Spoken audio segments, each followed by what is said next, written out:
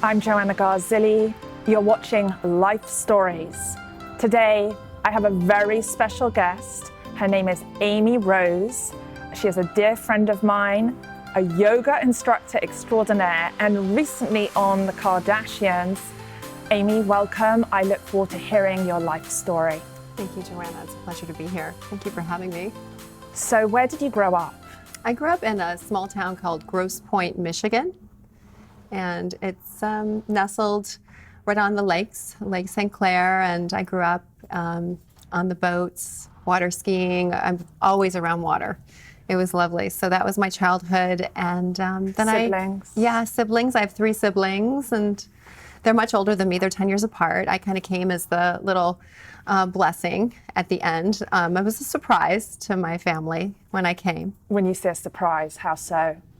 Well, they didn't expect me. I was unexpected, and I came at a time where there's a lot of turmoil between my parents. They were in the process of having a lot of issues, and eventually they broke up after 25 years of marriage. And it was a really tough time for them, and I could sense that when I was a little girl. So I had to deal with a lot of that growing up, coming into a family of a lot of yelling and screaming, and but everything was safe, but it was at the same time very loud, and I didn't get a chance to speak my truth. I was kind of stuck kind of watching them and sitting under furniture and watching them argue, and it was a very tumultuous time for everyone, especially for me because I was so little and I was trying to process it all. So 6 years old. For me, 6 years old was really a turning point in my life. What were you thinking, feeling? Did you know what you wanted to do with your life at that age? Well, I was by myself quite a bit. I spent a lot of time in the backyard. We had a woodsy backyard, and I was doing a lot of talking to imaginary friends.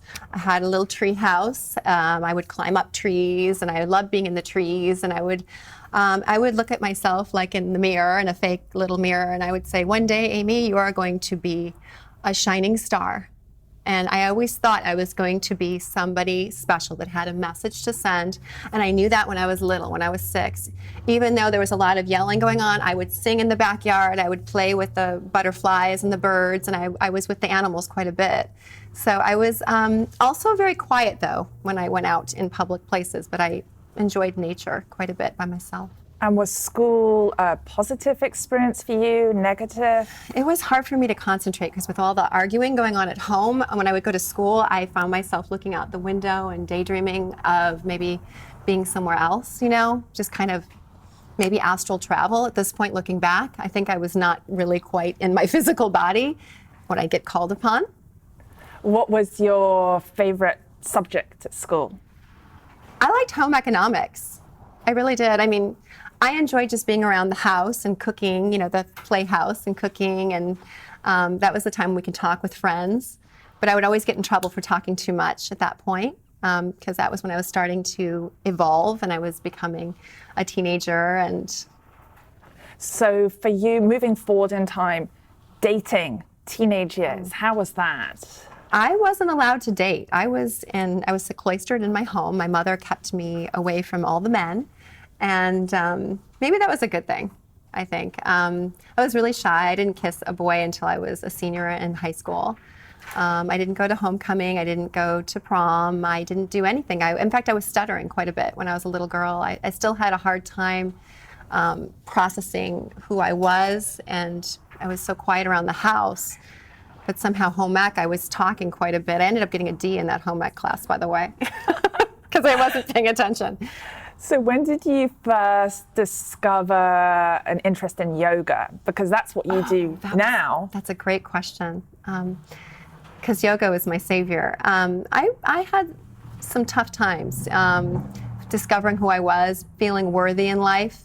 And as I grew up, and went to college and decided that I needed to take care of myself financially also, because at that point my parents had divorced and I was responsible for my education. And I started realizing that I can actually count on myself to do everything. I can actually work and make money and multitask. But it wasn't until I had children, and I actually had a very tragic thing happen. I was pregnant with 2 beautiful little girls, one named Hope and one named Livy, and I lost Hope And when I lost hope, it was because the egg was small. It was going to be a vanishing twin. But I continued with the hope that she would carry on and make it through and miraculously live through the whole thing. But when she didn't make it, and I was 5 months pregnant, it was too late to release her from the womb because she was already sealed up in the placenta. And the demise of her, when she didn't quite make it, blew me away. It was the beginning of, I guess, the awakening of spirituality in my life, because at that time I didn't understand it, but I was... So what did your life look like before spirituality? I didn't really have a lot of faith in God because I was concerned about why he didn't keep my parents together and why he didn't make my childhood more happy, because I was very sad. And I think I just blamed it on him instead of saying, look, I can change this. I can be the light that changes everything and everyone around me. And when they see how I live as a result of where I came from and how it can only get better as long as you have a positive attitude. And the yoga, getting into the yoga, that helped me find myself. It helped me find my quiet self because my mind was racing with all these ideas of who I was supposed to be, a mom, I had a store at the time in Beverly Hills. I had a children's clothing store. I have a lot. How did you come to have that children's store? What inspired that? That actually happened prior to my second pregnancy, which was with the twins. It was the first pregnancy, which was a beautiful pregnancy. And I had a little boy named Jameson, and he is 13 years old now, and he is like such a love in my life. And I decided there weren't any stores that carried boys' clothing. And the boy clothes that I wanted to sell in my store, I didn't want to be like a matching sailboat with the top and the bottom and have it very cutesy. I wanted to be more like daddy. I wanted to be a mini me, like a mini daddy. So the idea in mind with that was just to have a store in Beverly Hills for little boys. And then when I had Olivia, she ended up living and making it through. Hope, her sister, passed at 5 months. I had to carry her through the end of that pregnancy, which is where the mind games came in, because I was trying to stay positive with a dead baby and an alive baby. So did you then, you let go of the store at that point? I had to let go of the store probably a year after Olivia was born. So about a year and a half. I had a partner and she helped out, but I was at the NICU because Olivia came out 2 months early, so she was just a couple pounds. And that's when the awakening began. And as she grew, I started taking yoga classes. And the rest is history. What happened from that? You say awakening. For someone who doesn't understand about awakening, what specifically? Is there a story that comes to mind? Yes, it was. When I realized that I had lost hope, literally that she was no longer alive in her physical body, in my body. I had gone through a complete rock bottom where I was shaking. It was the worst time of my life. I would shake when I would go to sleep. Everywhere I would walk, I would not feel movement on one side of my belly. And then there'd be Olivia, who was still alive. And that whole thing was so hard for me to process. But when I took my first yoga class, I was taking it actually to get toned and to get my body back, because I thought if I got my body back, well, then I'd have this power again, because that was always a powerful thing, a powerful tool, being in shape and feeling great. And I thought that would help pick up my spirits and lift my spirits. But what I didn't realize was that yoga actually calmed all the thoughts in my mind, all the questions, all the heartbreak, all the hurt, all the why me? And all of a sudden I met God through myself. I met God, source, the universe, through my practice in the stillness, in the meditation of the pose, through the breath. If there was you could distill the message that came through in that meeting, what was that?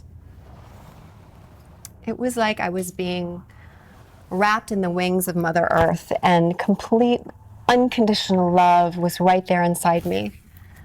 And I'm getting chills just talking about that feeling, because I was crying tears of joy that there's more to it than just this physical world. There's more to life than just the surface and how we look and how we portray ourselves in front of people. And if we got it together as moms, and if we're multitasking, and if we're doing everything we're supposed to do. It's not about that. It's about how we feel inside about ourselves, working on ourselves. The practice helps slow it down, and then you bring that light out into the world.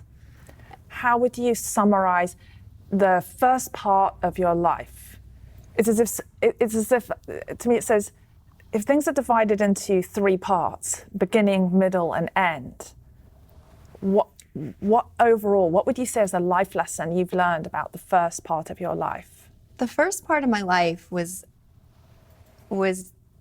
it was hard because I would see everybody else in happy families, and then I would see my family being, in turmoil all the time and all this loudness. And it was so much in my mind that I had to be in nature, but nature was my savior. I actually was with God when I was outside and outdoors in the backyard. He made me feel protected, and it got me through that. But it was tough, but I was still learning. I was still processing. My brain wasn't fully developed. We don't develop our brain until we're in our 20s. But even then, you understood. For you, there was something about a spiritual connection. I felt that everything was going to be okay. I would look at myself in that, illusion of a mirror, and, like Cinderella, and no, I'm not going to be the underdog. That's not going to be my story. I'm going to come out of the flames and the ashes like a phoenix. Okay, so what does that look like? That idea then of, because you've gone through a lot in your life, right? People will see you and have a certain idea because you're absolutely gorgeous and accomplished, and people can judge on the surface, right? But that point of where you're at now and rising out of the flames, what is the message in that? What are you bringing forth into the world now? I bring love, like unconditional love. People look at me and might think, oh, because she looks a certain way, she might not be filled with love and compassion. But I really do love everybody. I love even people that have done some pretty bad things because they've had some challenges in their life when they were children. And I believe, my parents didn't really do bad things. It was just they had challenges with their parents and then their parents. And we continue on with that story. I just want to bring that Mother Earth, Divine Mother quality to my practice and to my teaching. The next chapter of your life, of what do you want to be remembered for? Being kind and compassionate, being there for people that didn't really have anything, that didn't really, how do I say it? People that I don't even know I was there for, like that come to my yoga class. I'm helping, I'm of service. I'm not here making millions of dollars. It's more about being around people, helping people, filling myself up. So when I go to sleep at night, I feel like I've done something. I've touched them with my hands. I put my hands on their shoulder and, in Shavasana.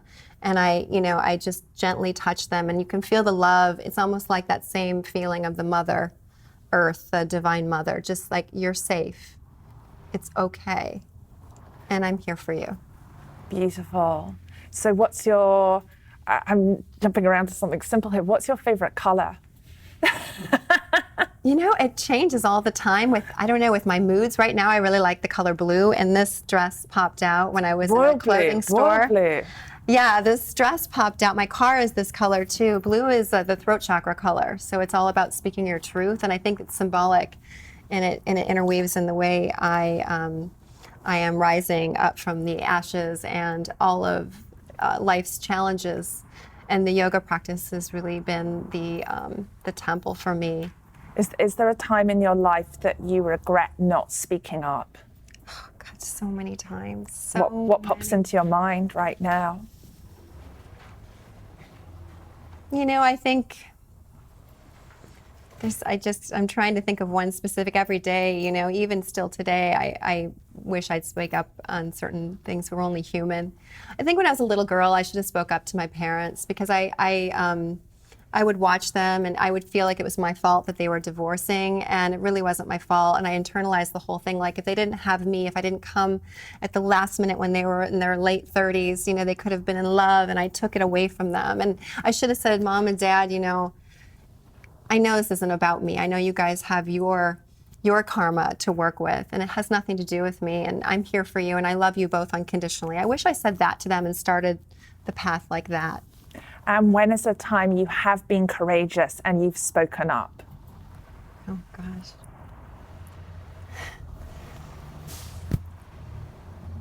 I mean, I'm currently single, and I spoke up to my husband and said, I believe we are going to be happier separately. And I love you unconditionally and I support you. But I believe that we need to make a change. And it was a really tough decision because he was my best friend. And one day I hope he'll come back into my life as a best friend.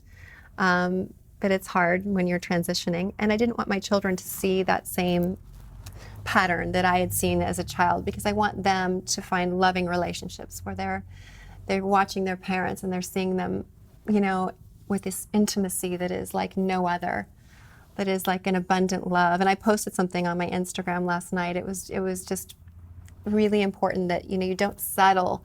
And maybe relationships shift. Maybe they're amazing in the beginning, but know your self-worth. And when things aren't working and it's hurting your soul, speak up for yourself, or you'll hurt your body. Your body will turn it into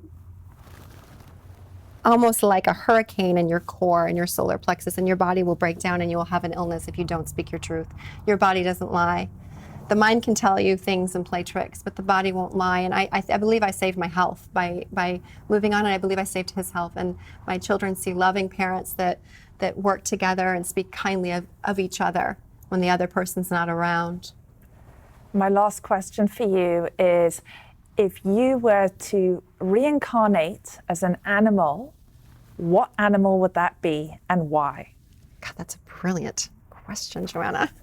I love animals. I'm particularly very drawn to the white wolf. I have a dog named Skye. Her eyes are bright blue, and she came to me when my father passed in 2014. And there's something about her. She is majestic, confident, fierce. She's stunningly beautiful, however, very humble. She's lovable, but fierce. She protects her young. She protects her family like a lioness would. I see myself like a white You wolf. are, definitely. You live that. With you brown live eyes. it fully. And a blue dress. You do live that, and Thank you. you live it fully. It's been wonderful having you here today. It's been wonderful having you here today. We've had Amy Rose, and you connect with her. Hang on, the social is at Amy Rose Yoga. So follow at Amy Rose Yoga, and I look forward to you joining me again for more life stories.